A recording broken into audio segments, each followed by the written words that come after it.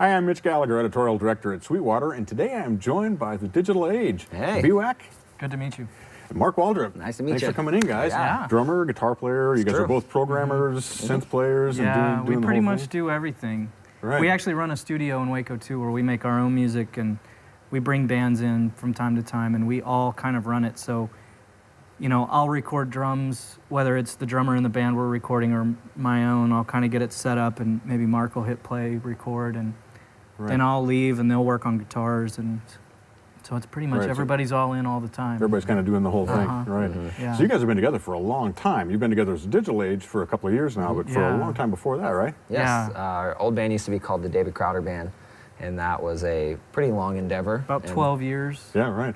And then, yeah, we're 3 years into the digital age, so I don't know if you knew, but the digital age started 3 years ago. That's when it began. Yeah, that's when it began. Well, here it blew right past me. I didn't even know. Yeah. I appreciate you letting me know that. So when you made the transition, you know, a lot of times a band would just break up and everybody would go their separate ways. What was it that led you to keep the core of the group together? Because it was 4 of the 6 members stayed together, correct? Yes. A lot of it was proximity, location. The David Crowder Band came out of Baylor University in Waco, Texas. That's what we call home. And David had left to go to Atlanta, and the 4 of us that stuck around Waco kind of had deep roots there, and still involved around campus and things around Waco. And a lot of the wives, you know, didn't want to leave their jobs and that kind of thing. It made sense for us to stay in Waco, but then we just loved playing together and had so much chemistry that there was really no question in any of our minds that we wouldn't play together.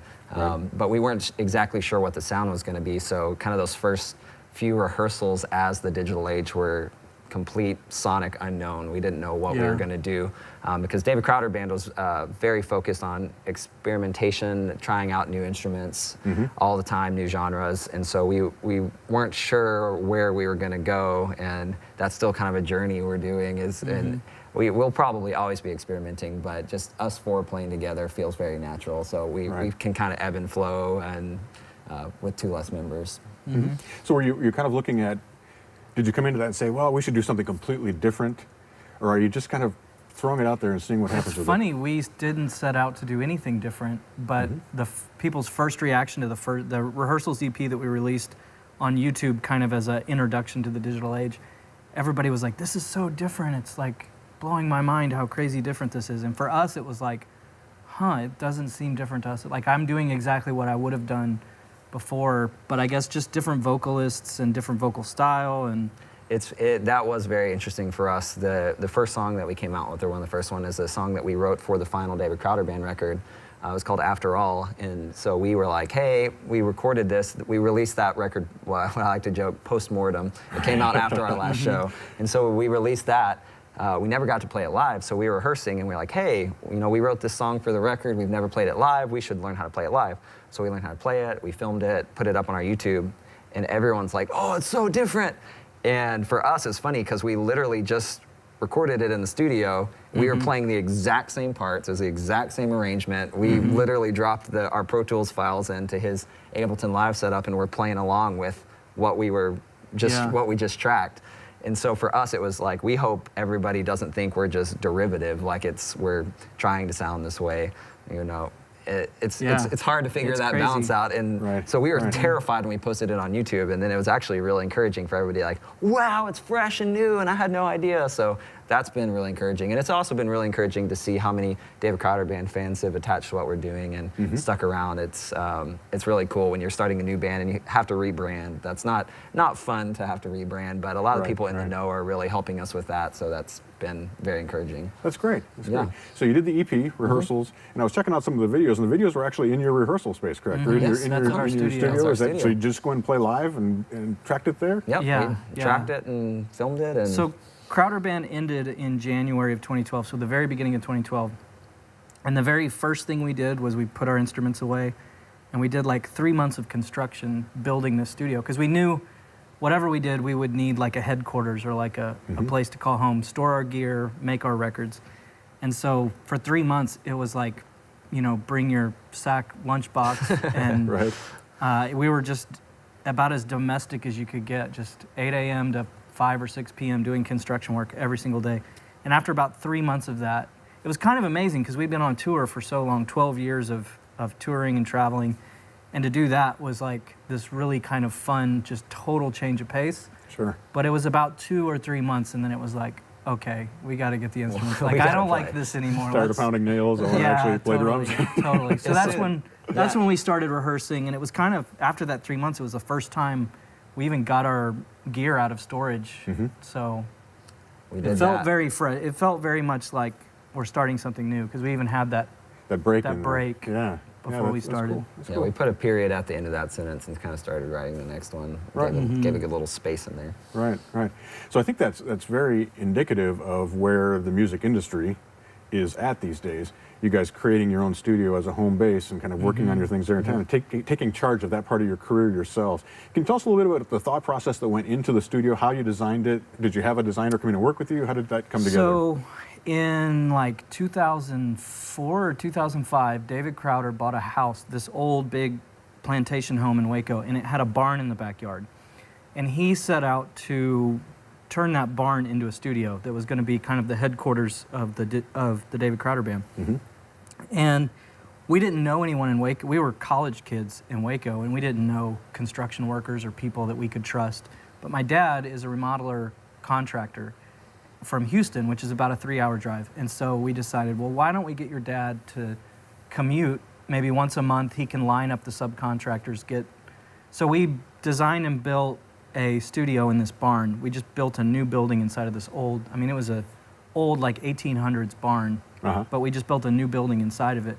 So we did that, and that was kind of the learning curve for me and my dad on how I grew up around construction, so I knew a lot about that, but it was a learning curve for us, me as a musician and my dad as the dad of a musician, to go, okay, how do you build a studio? And we just started researching online. And Right. so then when we built our studio, we took a lot of the same concepts from that, but we had this, when we were ending the David Crowder Band, we found this old MMA boxing gym.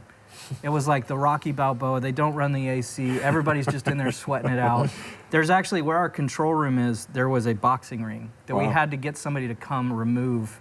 And I think the next door neighbor who was a part of the gym, he took the boxing ring, and it's now set up at his house out in the country. And they actually told us, they were like, hey guys, don't you move it because we're pretty sure it has staff all over it. Yeah, Oh, nice. This place was, so like the first month of, when I say construction, there was tons of, we probably took 5 or 6 big truckloads to the city dump of just like gutting this place and getting it down to a shell.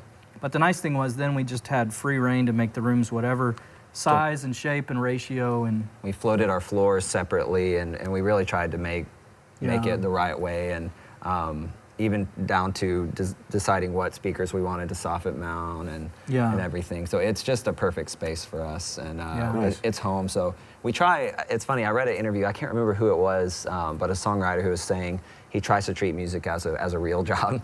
Right. And so one of that is, if I'm not on the road, I'm going to do 9 to 5 doing something. And so we try to do that when we're home. If we're at home and we're not on the road touring at the moment and don't really have much going on, we try to just go up there and be around. Sometimes we're all on our laptops just paying bills and and Right. chatting and getting lunch, but a lot of creative moments come out of having our own space that feels like home. All of us had say in it. It's just a really comfortable, creative place.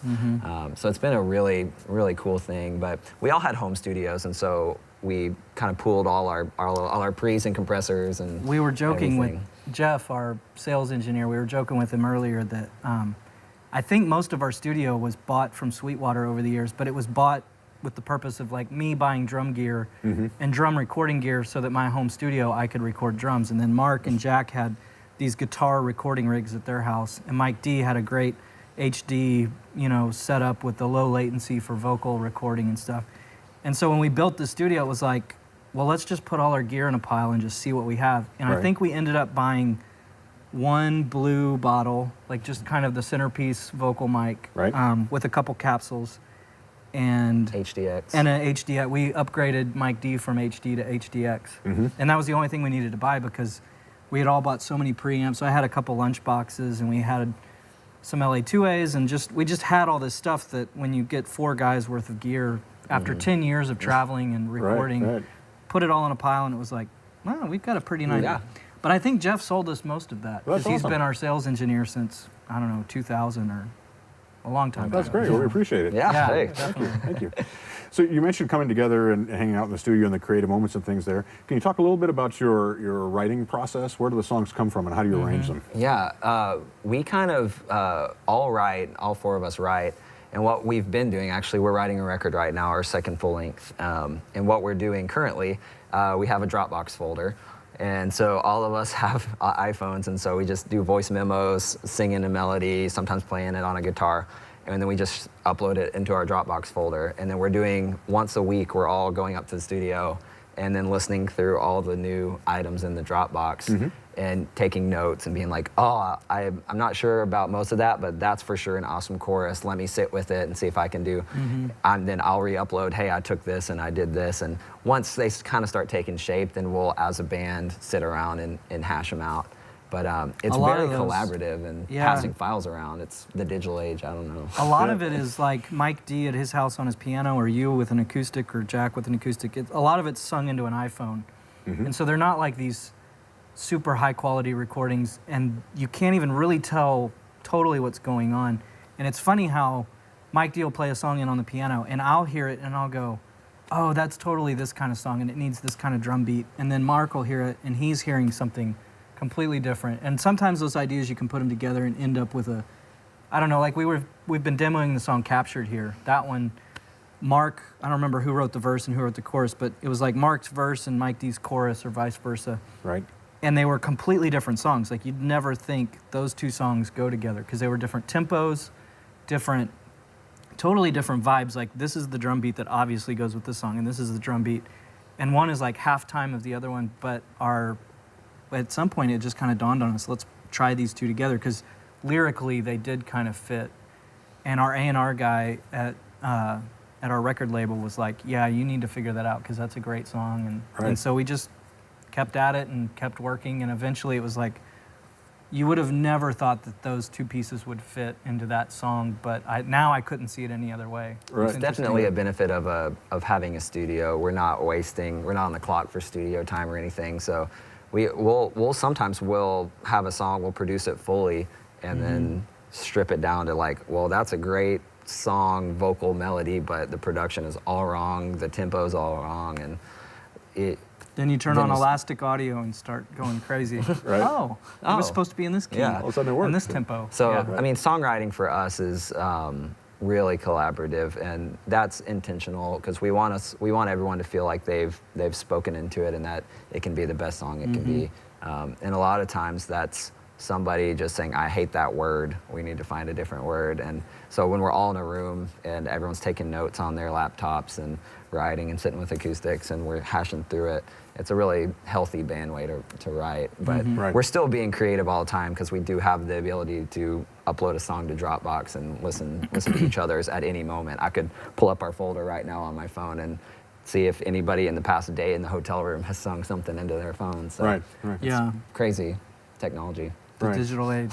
But it gets you away from that having to, okay, for this week I'm writing the album. You can just be kind of doing it and collecting your ideas and passing them around and sharing. It's definitely ebbs and flows. There are some days I'll have 10 ideas and then I'll go 3 weeks and nothing comes through. So we do try to, when we start to go, okay, we need to start working on a record, this is kind of what we're thinking thematically. We're all on the same page. We have a band meeting before we even start writing.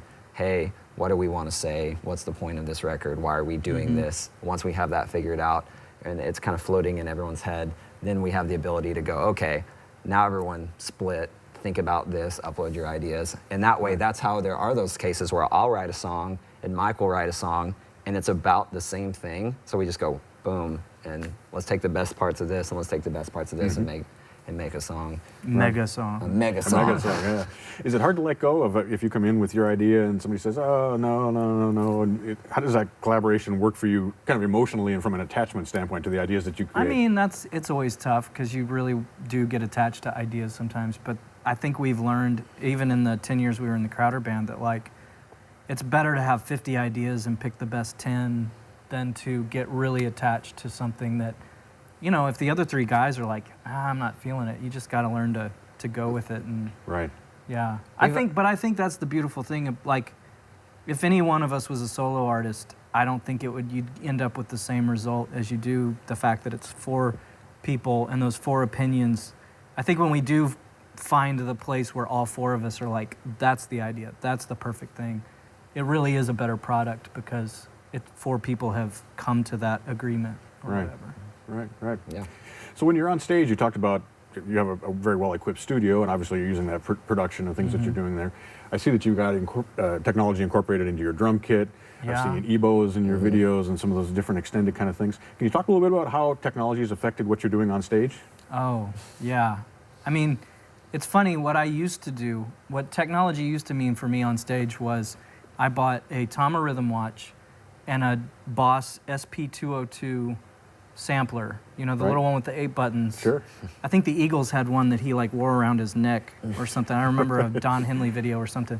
Anyway, I literally would start the click, we'd start the song, and then whatever like the loop or track or sequence was supposed to start, I would have to reach over and with my finger push the button on the downbeat of the click. And if I was off by milliseconds, then we were off by milliseconds the whole rest of the song. Right. And it was the most archaic, like I look back on that. So, you know, probably 10 years ago, I made the switch to Ableton, and I've been using that on stage, and that's been amazing just because there's so much you can do, so many ways you can kind of ebb and flow throughout the night and not feel like you're having to think constantly about, is this going to work? Is it not going to work?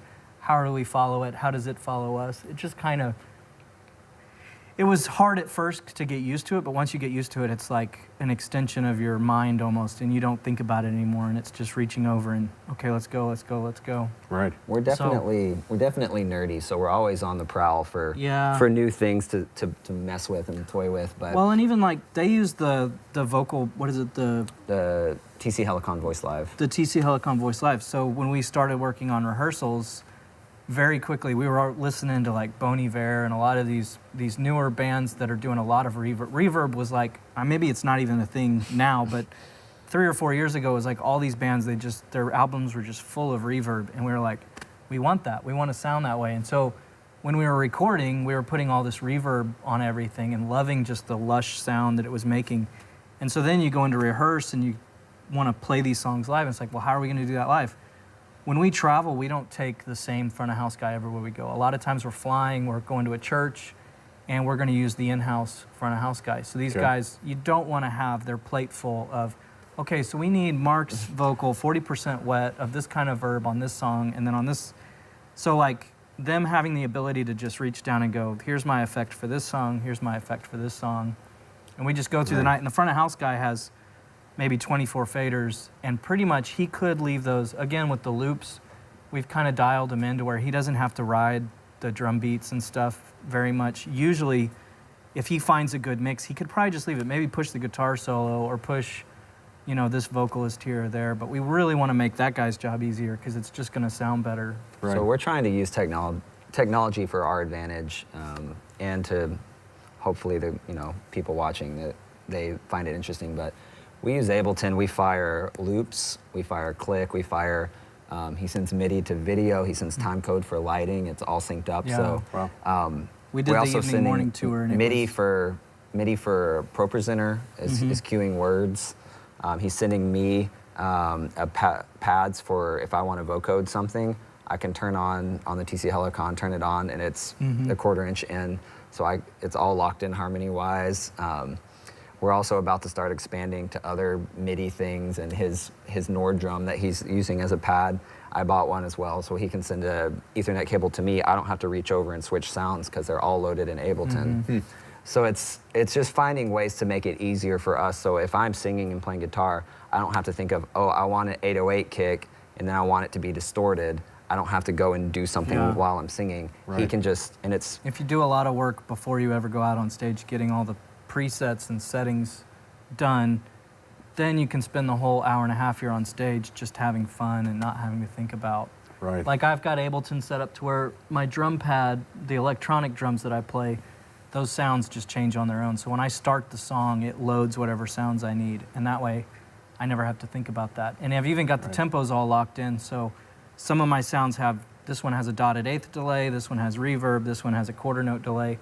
So when I hit that, 80s Simmons tom, and it's got this long dotted delay, it's locked in. I don't have to think about that. When I load that song, I just start playing, and it's Right. all figured out. So Yeah, that has to be a tremendous advantage for keeping your focus on playing the music It does. and reaching out to the I audience. actually went and hung out Mute Math, the band. They had me come, and I just sat down with them, and I was teaching them some Ableton stuff. They've wanted to switch to Ableton, and so I sat down with them and was teaching them how I use my thing. But they're like, I actually learned a few things from them. One of those is that they are very big on their computer. They were running Logic on stage, but their whole thing was set up to where they basically, there's only like maybe 1 or 2 points in a night where the computer will stop and they might talk to the audience and have a pause. But they do big chunks of like 5 songs, 6 songs where they don't ever touch the computer. They start a sequence and it's 5 songs long, and it might be changing sounds, they might be changing soft synths or whatever they're doing, but they like that. They like being able to hit play and then just get into the music and not have to think about what's going on. And that's Right. We're always looking for like inspiration, Yeah. and too, you know, there's little things, you know, where if you see like watching Fallon or something, and you see somebody playing a synth and the tone was cool, we'll text, hey, did you see the song? Did you see what synth he was playing? It sounded awesome. Do we need to buy one of those? Like, Right, Yeah. you know, in our band group message, there's always just stuff like that. I just sent him a picture of a Casio guitar I found, and I was like, we need one of these, you know. And so we're just gear nerds, and so we're always constantly looking for, it's a problem. You gotta you have deal with it something day to to day, write. right? I deal, you know, you take it day by day. Yeah. That's awesome. Well, it's wonderful to be able to incorporate all those tools and yet still be able to give a genuine performance to the audience. And that's, I mean, you guys walk that so well, of still thank playing you. music and not just playing with tracks. You Yeah. know what I mean? It's incorporated as part of your live performance. And I think that really comes across for the audience. We made a commitment to ourselves very early on that we would never put anything in a loop or a track that we cannot physically play live. So we don't put guitar parts or vocals or anything like that in the track, because that is important. So we try to use technology to supplement what we're doing, not to replace what we're doing. And that can be cheesy to say, but that is something that's just really important to us, that we use technology to our advantage in the right way. You know, it's like you want to use robots in the right way. You don't want to let them become sentient and take us over. You know, Yeah. technology We've all can seen be that scary. movie. right. So it's augmenting and supporting. It's supporting. It's yes. not It's not the replacing. end goal. And we actually, 2 weeks ago, we did a show acoustic, which I haven't played acoustic in a while, and a lot of people afterwards were like, your band name is The Digital Age. Where's the synths? Where's the digital? And it's like, well, that's not the end goal, you know. Right. And that name isn't necessarily even talking about synths. But it's definitely a part of who we are, just being techie people. You know, when we're driving or sitting in airports, we're always, when NAMM's going on or something, we always either want to go to NAMM or we want to, we're sending blogs of what's new products. Like, oh my gosh, did you see that these people came out with this? Oh, we got to pre-order it now. So we're always just in that mentality of there's always something coming out that we can hopefully use to be, to aid in creativity or to aid in making our lives easier in some form or fashion. Right. So Right. It's an awesome mindset. it's fun. Guys, thanks so much for coming in. Oh, thanks for Appreciate you having being us. here. It's been a pleasure. You guys did the show last night here in the Performance Theater at Sweetwater, and today you're working on some things as well. So Yeah. we really appreciate you It's coming in been and a sharing with blast. us. It's been Yeah. It's our pleasure to have you here. We were joking. This is Disney World for musicians. Exactly So right. we've been here. We're gonna be here 3 days, and I feel like just refreshed as a musician. It's been wonderful. That's awesome. Well, Yeah. thanks, guys. Yeah, thanks It's for definitely having a us. pleasure. Yeah. Appreciate it. I'm Mitch Gallagher, editorial director for Sweetwater. Thank you.